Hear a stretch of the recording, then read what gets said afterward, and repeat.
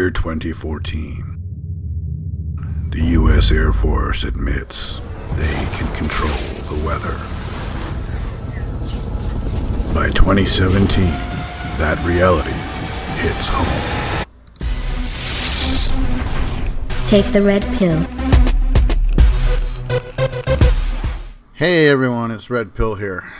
I just thought I would do an update on Hurricane Irma because of all the hype I see out there and some people putting out models that don't seem to make sense.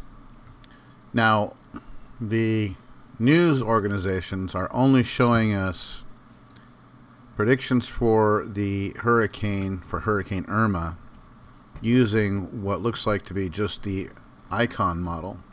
And I believe that only goes out to September 6th. If we look here on VentureSky, there are three models here, and I'm going to use the GFS model because it happens to be apparently included in the top 4 most reliable models. But the icon model, if we select that, it only goes out to the 6th. And this is seeming to be the model that the newscasters are using. And so it only shows Hurricane Irma going to Santo Domingo. Now, they may say that's just because they don't want to take chances on reliability, or maybe they're keeping it from you that the path has a more advanced forecast for some reason. I don't know. I guess they like to keep people guessing. So, first, let me show you this. Let's go to Live Science. I went to go and look up hurricane season for 2017, and here's what they say. Officially, the Atlantic hurricane season starts on June 1st and will run until November 30th. In the Eastern Pacific Ocean, hurricane season begins May 15th and ends November 30th, according to National Weather Service. However, most of the storms hit during peak hurricane season between August and October on both coasts, according to the National Weather Service's Climate Prediction Center. That's fine. We'll take that as a given. That's probably pretty accurate. So now, if we go back over here to VentureSky.com, we take a look at Irma on the 6th, where everybody's predicting it to be, and then this is where you got everybody guessing that, saying that it might come down here and hit Texas again and hit Alabama or whatever. But none of the models that are here predicted going there. Actually, all the models predict this kind of a track here, which is going up into Virginia, North and South Carolina, and Georgia. And if you take a look at the GFS model, the GEM model almost agrees. The GFS model on the 6th has it in the same place. You go out 2 days to the 8th. Now they have it above Santo Domingo. On the 7th, I think it was down here in Santo Domingo. If you go out to the 9th, it's right at the edge of the Florida Panhandle. Okay, so the Floridians are probably going to see signs of this hurricane first. If you go to the 10th, that's when it's predicted to make landfall with Florida. And then the 11th, this is the hurricane danger zone right here on the 11th, according to this model. Now this could change because apparently this is going to change after the 12th. But as it stands right now, the GFS model is showing that Irma is going to make landfall and make connection with Virginia, North and South Carolina, and Georgia. So I just want to kind of dispel the myths that are out there and see if I can't help clear this up. We'll just wait for this to catch up here. And there you see we're looking at wind speeds on land roughly in the hundreds to the 90s and 80s, so it's not going to be as bad as people thought, unless they geoengineer the storm and make it worse. These wind speeds here you see are offshore.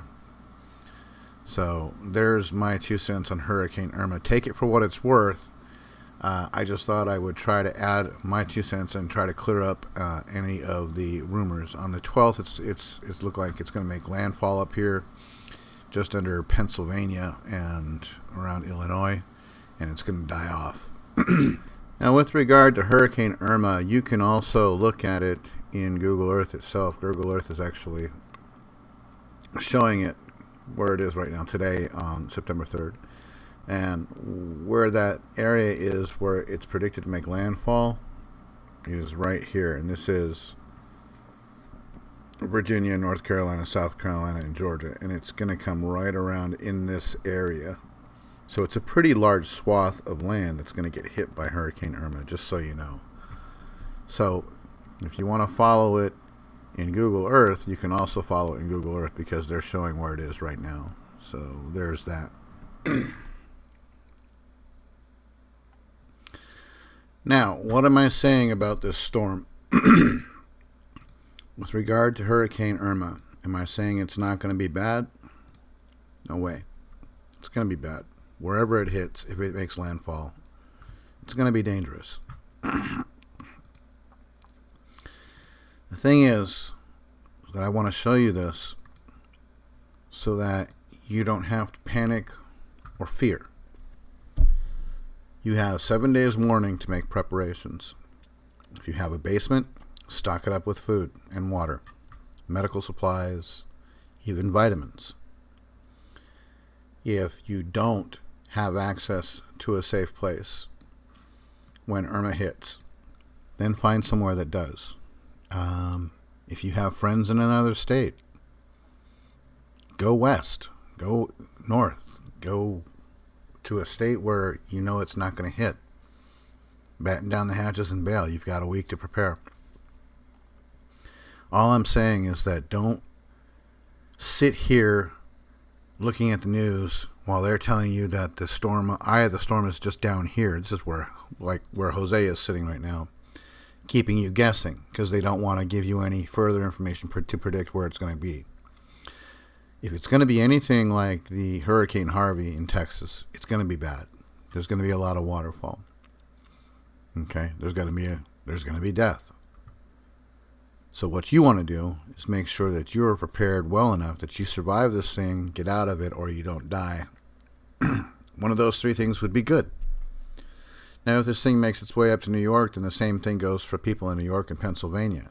You should still prepare. Just because the eye of the storm doesn't look like it may come up there, if these people geoengineer this storm and make it move north, then you'll be better off for having had your preparations made for purchasing extra supplies. It can't hurt. It's insurance you can eat. I'm not saying panic and go rush to stores. That's not what I'm saying at all. You don't want to do that because that's going to cause even more problems. Just take it with a level head. Hit the stores. Think before you go. What do you need? Basic necessities. You could use some rice, some sterno for cooking in case the power goes out if you have electric, a gas grill or a hibachi with charcoal if you have an area where you can cook outside and the water doesn't flood, luckily, if you're in a high area. Water, definitely get lots of water. And medical supplies and even vitamins. These are all things you need anyway. So I'm not saying it's not going to be bad. I'm just saying you have a week, get prepared. It might hit this area. It might hit New York. You don't know. It's probably not going to go down here to Houston. These are weather weapons, okay? This is what we're witnessing. This is World War III. It's already begun. These are the weapons. Be smart. Be smarter than your enemy. Prepare and get ready to withstand the storm. Literally withstand the storm, okay? Or just get outside of it so that you're not in it. That's all I'm saying. So don't be afraid. Don't let all the hype get you all nervous or paralyze you in fear and you do nothing. God forbid you do nothing. Don't just sit there and do nothing. At least do something. Make preparations in some way. If you can't afford to make preparations, then try to find people who can help you either make preparations or get out of the way. Okay, so there's that. There's my 2 cents on Hurricane Irma. Remember, the truth is out there waiting to be found. Wake up, take the red pill, join the red pill info war. Break the matrix, free your mind.